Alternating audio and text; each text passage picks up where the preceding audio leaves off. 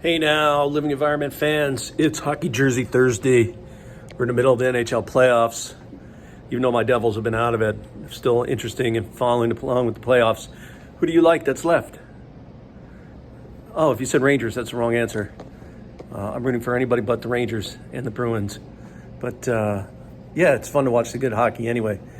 But we're not talking about hockey. We're talking about populations, and we're talking about ecology and the study of ecology. And today we're going to talk about food chains and food webs. Okay?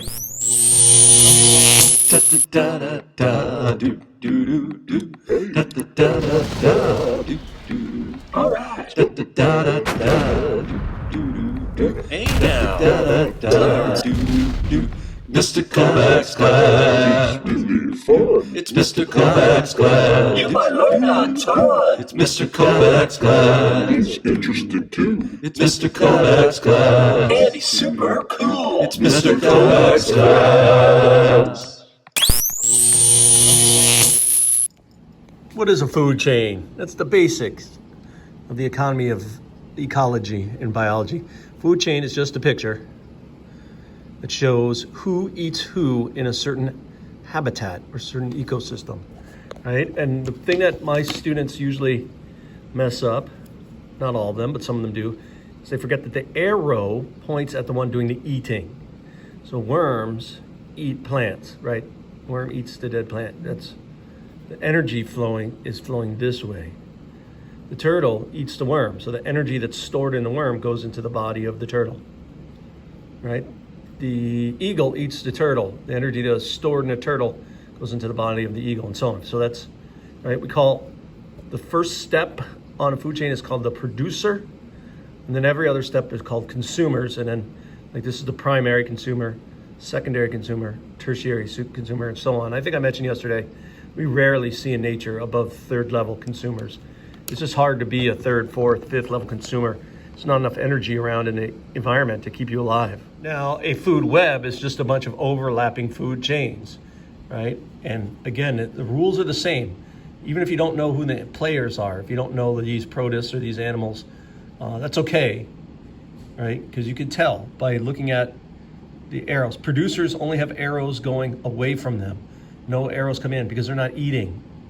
So producers are always the beginning of each food chain. In this case, there's at least two food chains here that this producer is part of.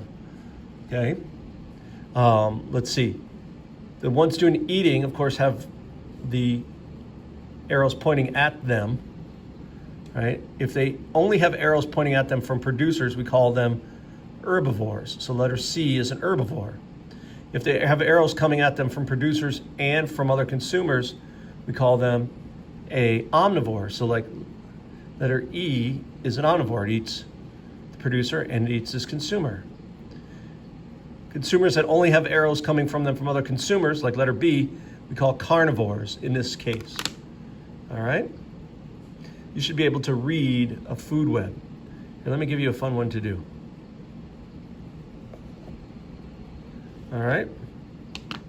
Tell me in this food web, who's the producer? Good. Who's the carnivore? Good. Who's an herbivore? Good. Now you tell me, should the 7th grade kid have to worry about Godzilla? Good. All right, let's try this food web. Of course, we find food webs in all habitats, including marine habitats. Usually the producers in a marine habitat are not plants. They are phytoplankton, one-celled algae that do photosynthesis by floating, right? Floating in the oceans, right? That are fed upon by other plankton, then fed on by smaller fish and larger fish, etc., right? His food web right here. And then I'd be remiss if I didn't talk about the decomposers. Decomposers are the end of each food chain. We usually don't draw them in a food web, but they're there. Right? They use up the last bit of energy that an organism that has been passed through the organisms of the food web. Right? So right here, grasses make energy due to photosynthesis. Field mouse eats it. Red fox eats the mouse. Red fox lives its life and dies. It's decomposed by fungi and bacteria. That is, the fungi and bacteria take that body of that fox use up all the available energy that's left in it, and all that's left behind are inorganic molecules that can become new soil.